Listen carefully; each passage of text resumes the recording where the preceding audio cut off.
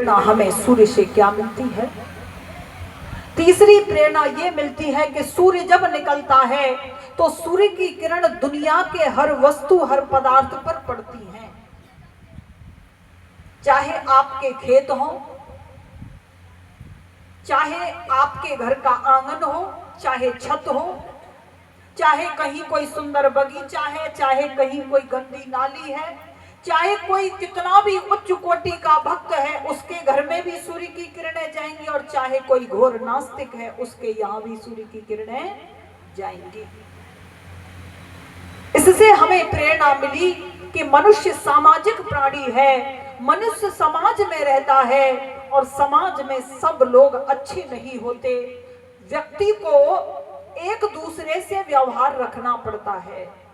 कई बार लोग कहते हैं अजी आपको नहीं पता, लोगों में बड़ा बिगाड़ आ गया। हर व्यक्ति ये कहता है मैं तो दूध का धुला हुआ हूं, पर बाकी सब बिगड़ गए मेरे सिवा। हर व्यक्ति इसी वहम का शिकार है कि मेरे सिवाय कोई सुधरा हुआ नहीं है दुनिया में। लेकिन किसी ने कहा है ना कि जब हम एक उंगली दूसरे की तरफ उठाते हैं तो 3 उंगली हमारी तरफ भी इशारा करती हैं। बुरा जो देखन में चला, बुरा न मिलिया कोई, जो दिल खोजा आपना तो मुझसे बुरा न कोई। अरे सुधारक जगत की ना कर चिंता दिन रात, यह मन तेरा जगत है पहले इसे सुधार। हम अपने आप को सुधार लें। हम सब जितना ध्यान हम दूसरे की गलतियों को देखने में और उसका प्रचार करने में व्यतीत करते हैं, यदि वही समय हम अपने अंदर झांकने में लगाएं और उस बुराई को दूर करने का प्रयत्न करें, तो संसार में चारों तरफ अच्छे ही अच्छे व्यक्ति रहेंगे, फिर बुरे व्यक्ति मिलेंगे ही नहीं। लेकिन आश्चर्य तो यही है, हमारी दृष्टि कोए जैसी बन गई, काग दृष्टि। कोए की दृष्टि कैसी होती है? कौआ जो होता है ना, वो पशु के स्वस्थ अंग को नहीं देखता, उसे तो बस एक चीज की खोज रहती है, पशु का कहीं से कटा हुआ कोई अंग दिखाई दे तुरंत जाकर के चोंच मारो। कुछ दुष्ट कोए ऐसे होते हैं समाज में, कोई व्यक्ति अच्छा काम करे तो अच्छाइयों को नहीं देखेंगे, कोई किसी नजर रहेगी कि कमजोरी कहां से पकड़े और उसी का प्रचार करेंगे। अगर ऐसी प्रवृत्ति हमारी है ना, तो हम अशांत रहेंगे, हम दुखी रहेंगे। दुनिया में कोई पतित से पतित व्यक्ति ऐसा नहीं मिलेगा जिसमें कोई गुण न हो। अगर हमें गुण देखने हैं तो कोई कितना भी बुरा हो, कोई न कोई गुण तो हर व्यक्ति में मिल ही जाता है। इसीलिए कहा कि दूसरों के गुण और दोष देखने का यदि शौक है हमें, तो दोष हम अपने देखा करें, बुराई हम अपनी देखा करें। हमें दूसरे की बुराई करने में तो बहुत अच्छा लगता है, लेकिन हमसे किसी ने कह दिया तुम्हारे अंदर ये कमी है, तो हम तिल मिला जाते हैं। हमसे तो बर्दाश्त ही नहीं होता, क्योंकि हम तो अपने आप को परम पवित्र माने बैठे हैं। नहीं, अगर हमें जीवन का उत्थान करना है तो ये गुण अपनाना होगा। यहां पर लगातार 7 दिन कथा होगी, और कुछ व्यक्ति तो ऐसे होंगे कल के प्रवचन आज पूछ लिए जाएं तो बता ही नहीं पाएंगे कल क्या हुआ था। कहते हैं एक गांव से बाहर एक महात्मा जी रहा करते थे, अपने आश्रम पर रोजाना यज्ञ करते, प्रवचन देते। गांव में जो धार्मिक प्रवृत्ति के सज्जन थे, व्यक्ति थे, वो आया करते थे आश्रम पर भजन सुनने, प्रवचन सुनने, यज्ञ करने। एक दिन स्वामी जी का प्रवचन चल रहा था, एक सज्जन बिल्कुल स्वामी जी के सामने ही बैठे थे।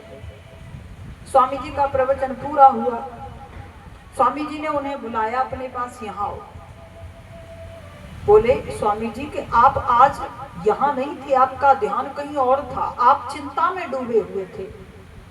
और दिन तो आप मेरा प्रवचन बड़े ध्यान से सुनते थे, क्या बात है? परेशान लग रहे थे मुझे तुम।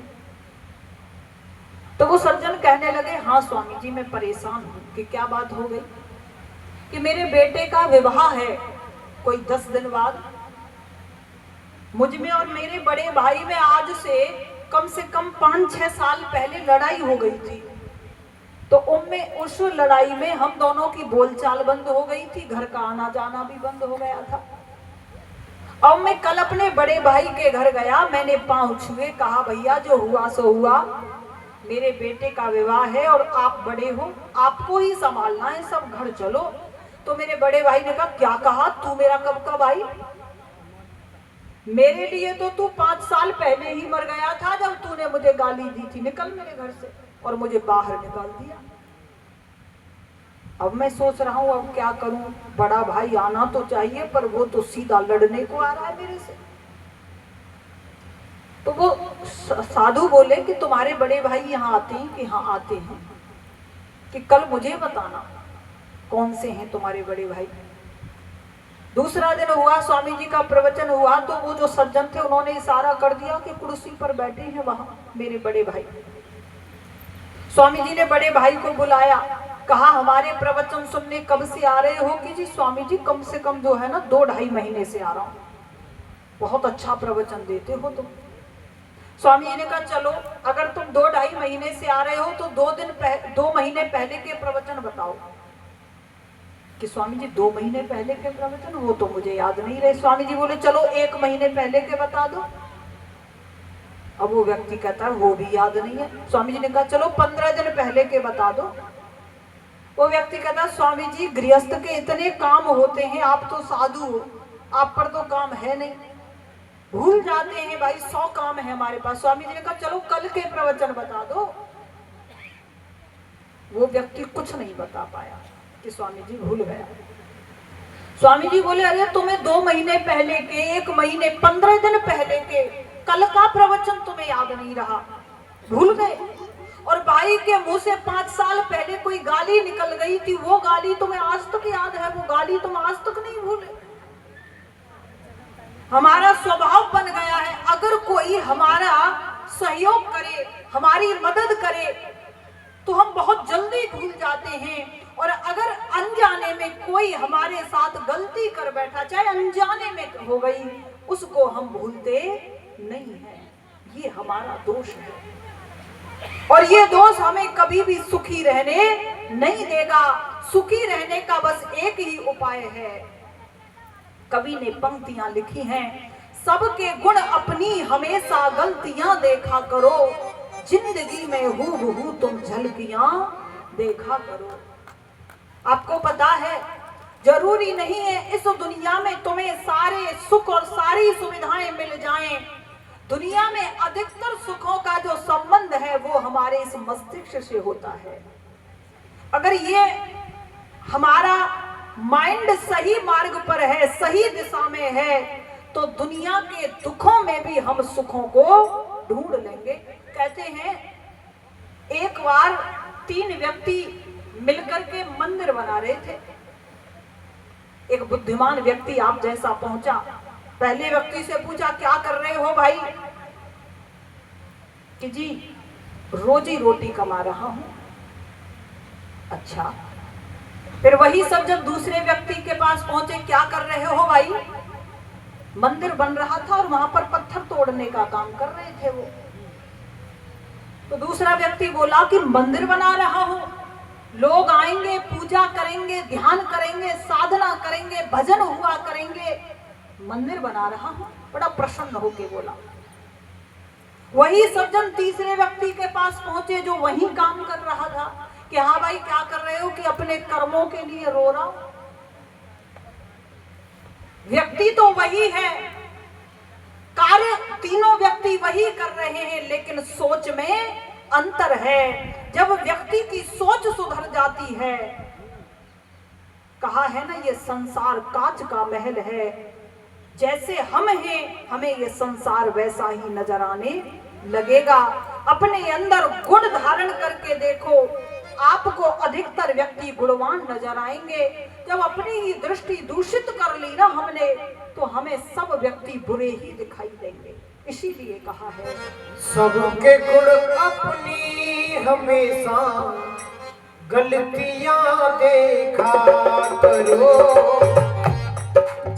सबके गुण अपनी हमेशा गलतियां देखा करो।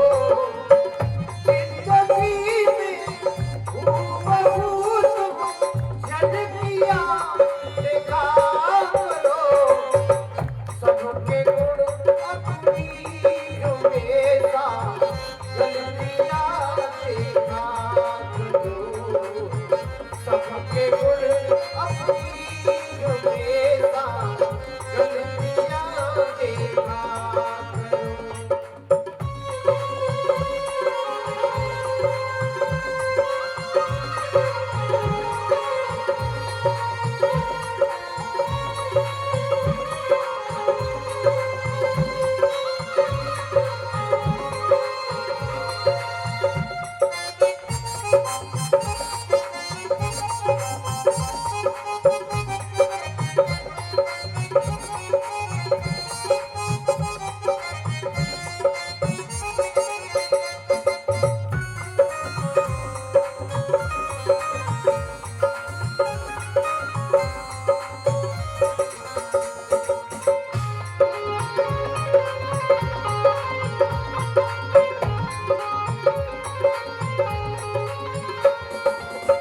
महलों की हसरत कभी तुमको सताए मान कर।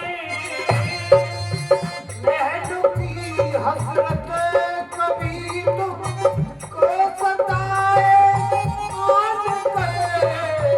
कहा जब हमें अपने घर में रहते हुए ये लगे कि हमारा घर अच्छा नहीं है, हमारे पास भी बड़ी कोठी होनी चाहिए, तो कभी कहते हैं तब तुम उस इलाके में चले जाना जहां गरीब व्यक्ति अपनी झोपड़ी डाल करके रहते हैं। छोटी सी झोपड़ी में पूरा परिवार अपना गुजारा कर रहा है, और जब हम उस इलाके में जाएंगे तो हमें पता चलेगा कि हाँ, हमारे पास तो फिर भी बहुत कुछ है। सुखी रहने के लिए अपने से ऊंचे लोगों को नहीं, अपने से नीचे लोगों को देखना चाहिए, सुखी रहोगे। महलों की हसरत कभी तुमको सताए आन कर। तुम गरीबों की भी जाकर बस्तियां देखा करो। तुम गरीबों की भी जाकर बस्तियां देखा करो। सबके गुण अपनी हमेशा गलतियां देखा करो। जिंदगी में हूबहू तुम गलतियां देखा करो। सबके गुण अपनी हमेशा गलतियां देखा करो।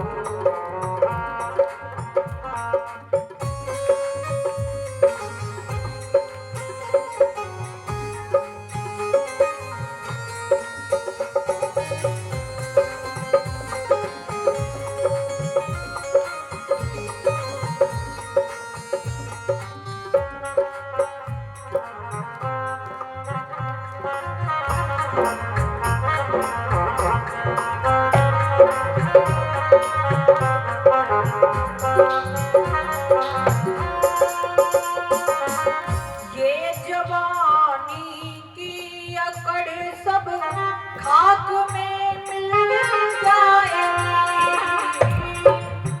ये जवानी की अकड़ सब खाक में मिल जाएगी। ये जवानी की अकड़ सब खाक में मिल जाएगी। जल चुके हैं नर जौन की हड्डियां देखा करो। जल चुके नर जौन की हड्डियां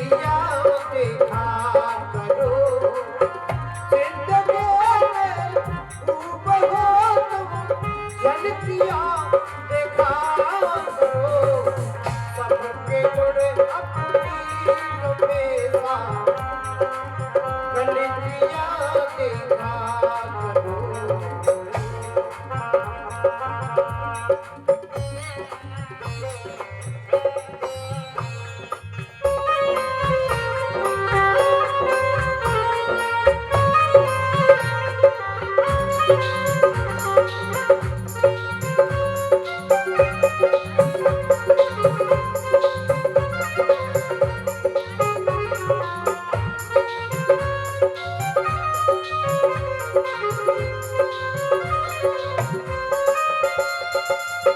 खाने से पहले अगर तुम हक पराया सोच लो, खाने से पहले अगर तुम हक पराया सोच लो,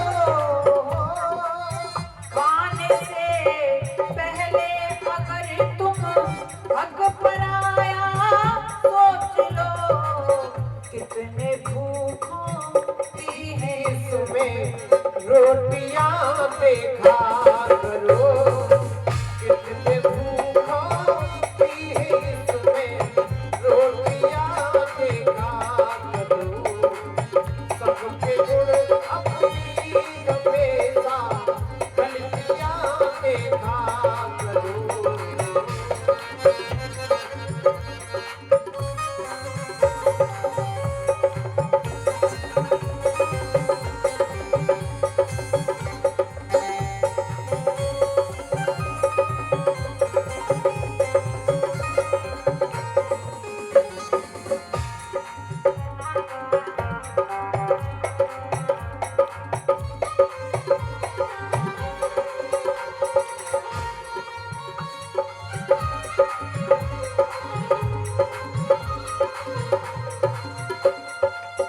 जिनकी गूंजों से गरजते थे जमी और आसमां,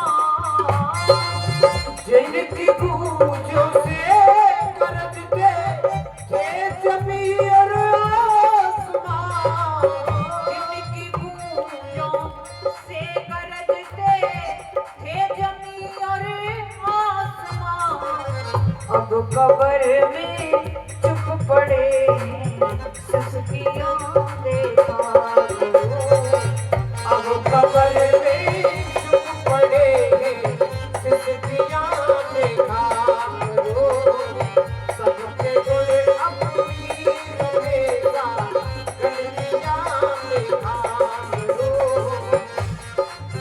जिंदगी में खूब हो तुम गलतियां देखा करो,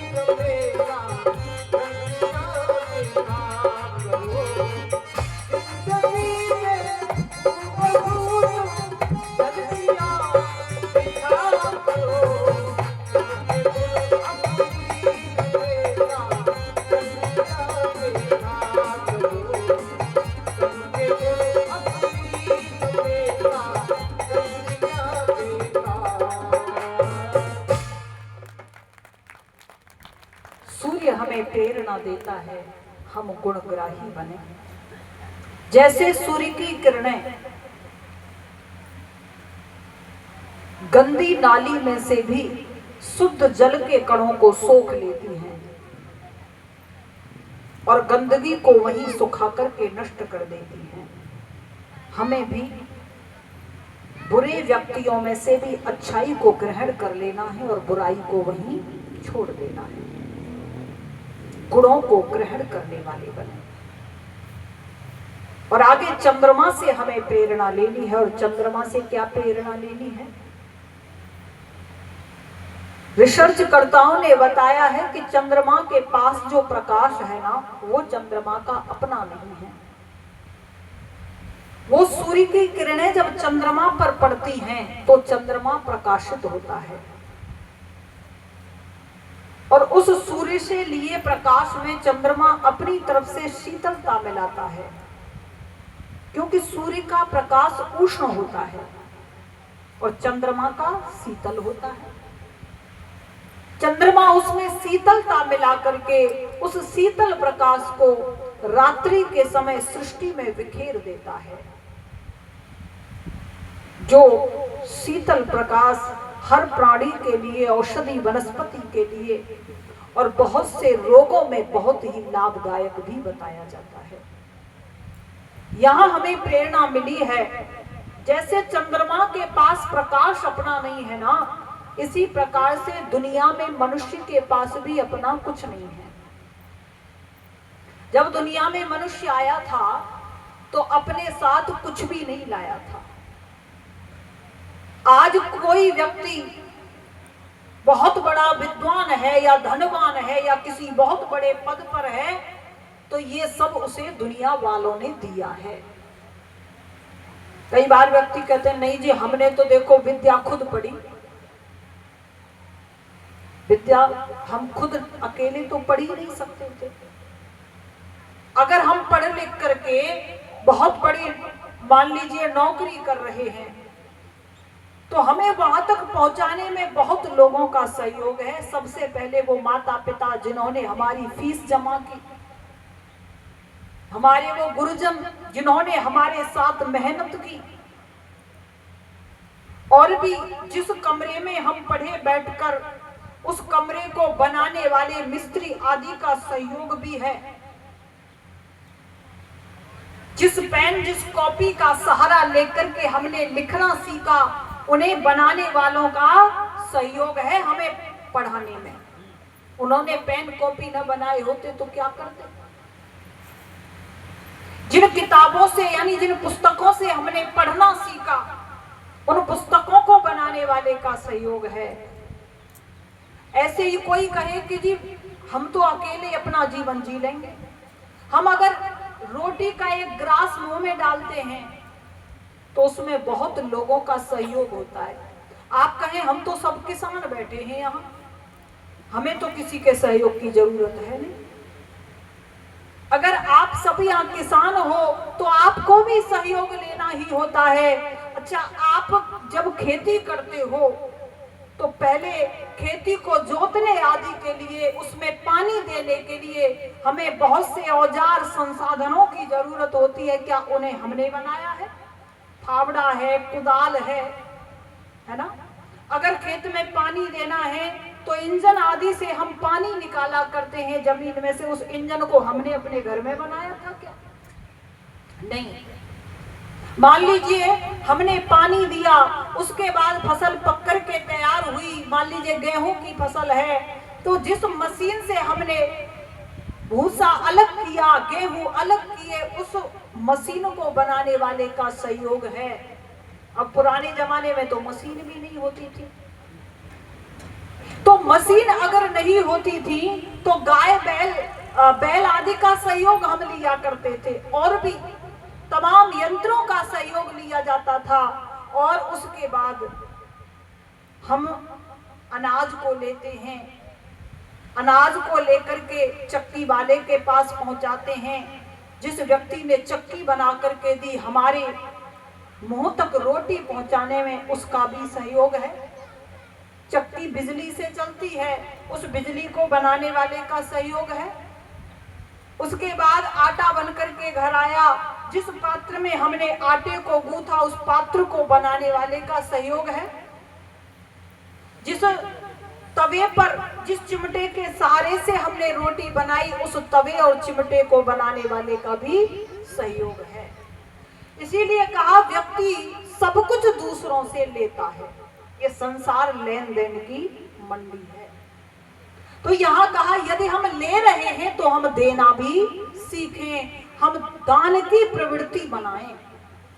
ये हमें चंद्रमा बता रहा है, क्योंकि देना ये देवताओं का लक्षण है और लेते ही रहना ये राक्षसों का लक्षण है।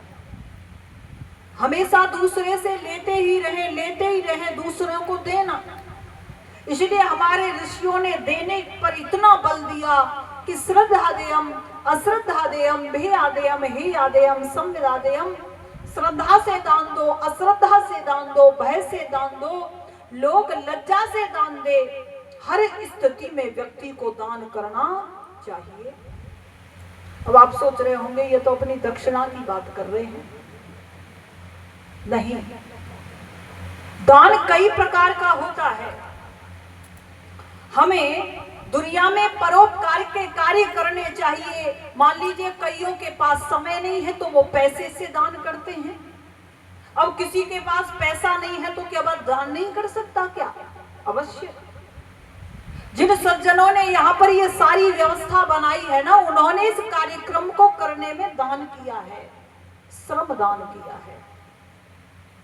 कई व्यक्ति ऐसे हैं कि जो यहाँ पर समय दे ही नहीं सकते, बहुत ज्यादा व्यस्तता है उनकी, लेकिन दूर बैठे बैठे कह रहे हैं बहुत अच्छा काम हो रहा है, वो विचारों का दान कर रहे हैं, दान वो भी कर रहे हैं। इसीलिए कहा कि अगर देव बनना है तो दान करना सीखो। और हमारे शास्त्रों में कहा गया है, वैसे तो अन्न का, धन का, जल आदि का हमें दान करना चाहिए, लेकिन सभी दानों में सबसे जो उत्तम दान है, संभवतः हमने कल कहा हो, विद्या सर्वेषां दानानां ब्रह्म दानम विशिष्यते।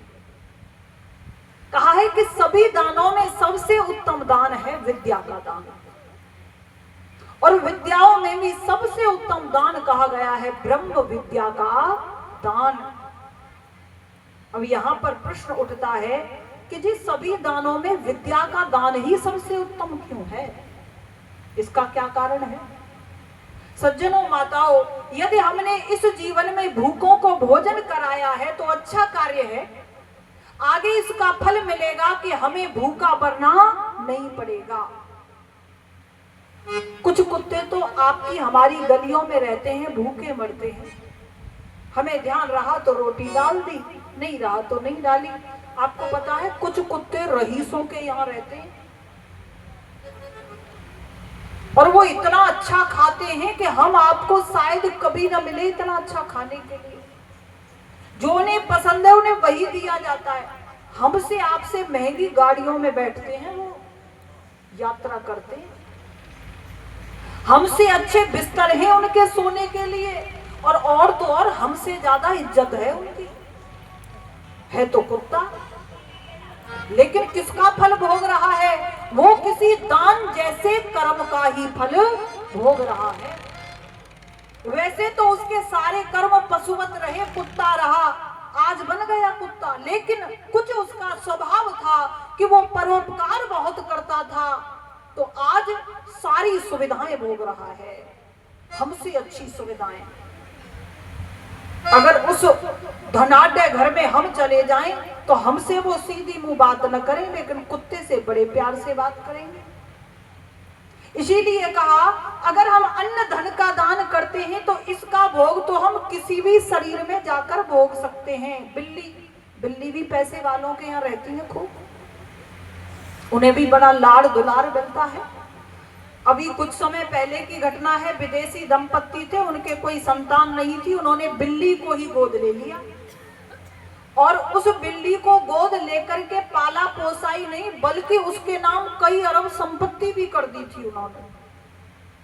लेकिन हमने विद्या का दान किया है तो इसका परिणाम ये होगा कि आगे कई गुनी विद्या हमें मिलेगी।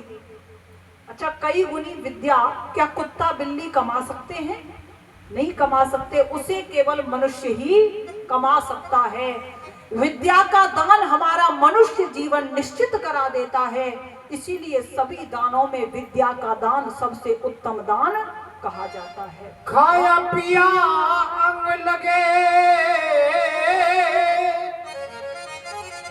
खाया पिया अंग लगे, पुण्य की गठरी संग जावेगी। रखे हुए में जंग लगे, जिसको संतान लुटावे। रखे हुए